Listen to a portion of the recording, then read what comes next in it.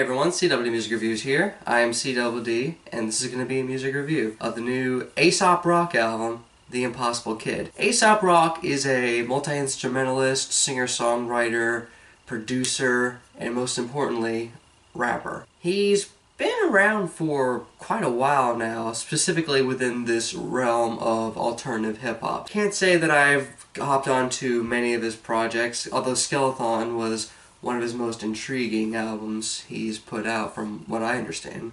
Aesop Rock is pretty much the reason literary analysis and pretty much dictionaries and thesauruses were invented. His wordplay is really syntactually dense. When you're listening to him rap, chances are you're probably not gonna get what it is he's trying to tell you, since it's not so much his expansive vocabulary as it is what he's doing with his vocabulary. That's really admirable for a hip-hop artist within this realm of the genre. So, now we have this new album from Aesop Rock called The Impossible Kid, and I decided to just go ahead and give this a try, seeing as Aesop Rock always seemed to me as a very interesting lyricist as well as artist in general.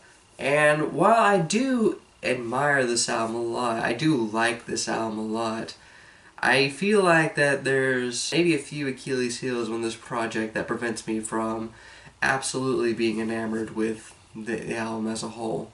This album's about 15 tracks long, about 49 minutes in length. Not a single track here, with the exception of Blood Sandwich, goes beyond the 4-minute mark, and it really adds immediateness and straightforwardness to these tracks in particular, especially with this production, which for the most part is quite fantastic. Aesop Rock pretty much produced this whole entire project by himself in a barn, and you could definitely hear the aesthetics within the sound. Like, this is an album that's really dark, kinda haunting, and really just off-kilter. One of my favorite tracks on the album, Shrunk, actually features this really dark bass clarinet groove that goes throughout the track when the beat comes on. A good chunk of these tracks are really bass-driven, like Lotta ears, rings, Kirby to an extent. It's also a lot of off-kilter synth usage, like on Dorks, as well as Tough. The closing track, Molecules, actually features arpeggiated synth that really is ear-grabbing, even if it slides itself into the background once the actual beat comes in.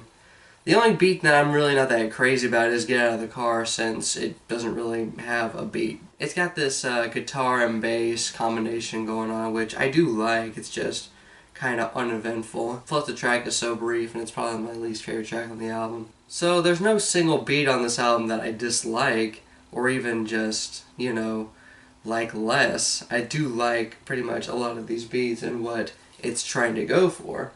I just feel like, hey Zelda! Say hi to the people, Zelda! I just feel like that there's not a lot of variation within these beats, aside from beats that are kind of off-kilter and really upfront and really just sets a really dark and disturbing mood. Which I guess leads me to my next complaint about this album: hooks and Aesop Rock's tone on this album. On the latter, there's nothing wrong with Aesop Rock's rapping. I think he's definitely still has a lot of flow and a lot of technique when it comes to rapping, as he's always have from features I've heard. It's just that when he's using the exact same tone all throughout the project, it kind of undermines any kind of mood or whatever he's trying to go for. Like the track Kirby, which has the most distinct hook on the album, but it doesn't sound much any different than his voice throughout the entire record. Hey Kirby, what you doing, Kirby? Funny enough, now that I got Zelda with me, this track is actually about him dealing with this cat he has to own, and over time, as he's going through 15 years of therapy, and how she seems to give up on him, he's just I don't know, maybe get a kitten. We can't all have cats like this, Zelda, can we, Zelda? No, we can't. I guess on that note, I gotta talk about the lyrics then. For the most part, he's still pretty dense when it comes to lyricism that I'm not even sure what he's talking about most of the time. My first few listens of this album, I thought I was just dumb. I thought I just didn't understand what he was saying because I'm dumb. After like the 5th or 6th listen, I just thought to myself, I don't even think it's because that I'm not intelligent enough or smart enough or literarily inclined enough to even talk about the record.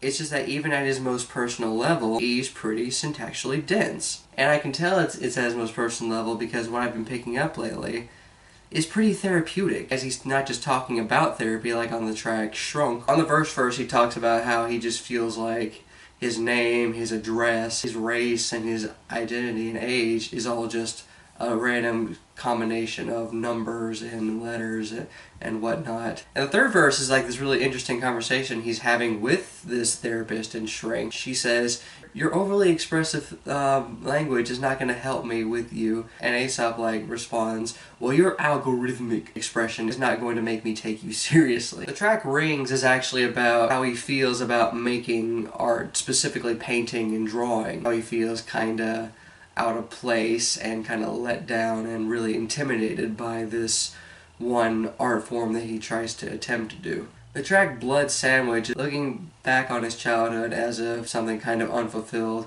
the last verse of which being about how he wanted to go see this band that he really loved a lot, but his mother said no because they live in a Christian household and she believed that the band that he wanted to go see was promoting the worship of Satan. And the way he words this whole entire song is really syntactual that it took me like 4 or 5 listens to figure out. A lot of years being this really funny song about he's aged to this point, he's like 40 now. He actually has this really interesting description of this one woman that spent years and years and years growing these dreadlocks, and she just snips them off for whatever reason and then just pins them to her head whenever she feels like wearing them. Versus Aesop, who's pretty much lost a good chunk of his hair, and he's like, "Hey, remember me in the 90s and the 80s where I had this like really nice and interesting lock of hair?